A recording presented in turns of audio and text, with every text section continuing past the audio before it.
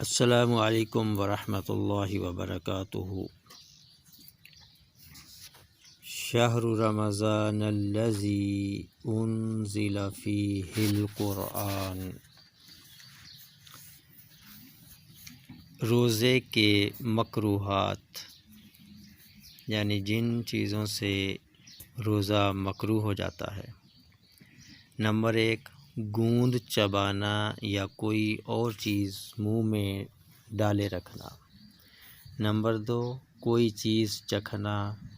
ہاں، جس عورت کا خاوند سخت مزاج ہو اسے زبان کی نوک سے سالن کا نمک چکھ لینا جائز ہے۔ استنجے میں زیادہ پاؤں پھیلا کر بیٹھنا اور کلی یا ناک میں پانی ڈالنے میں مبالغہ کرنا۔ منہ میں بہت تھوک جمع کر کے نگلنا۔ نمبر 5، غیبت کرنا، جھوٹ بولنا، گالی گلوچ کرنا۔ نمبر 6، بے قراری اور گھبراہٹ ظاہر کرنا، یعنی کہنا کہ میرا دل گھبرا رہا ہے روزے کی وجہ سے، اس قسم کی بات کرنا۔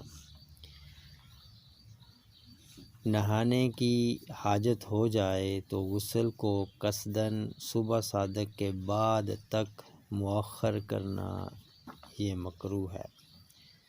نمبر 8، کوئلہ چبا کر یا منجن سے دانت مانجنا، یہ بھی مکروہ ہے۔ ویڈیو پسند آئے تو لائک، شیئر اور سبسکرائب ضرور کیجیے۔ السلام علیکم ورحمۃ اللہ وبرکاتہ۔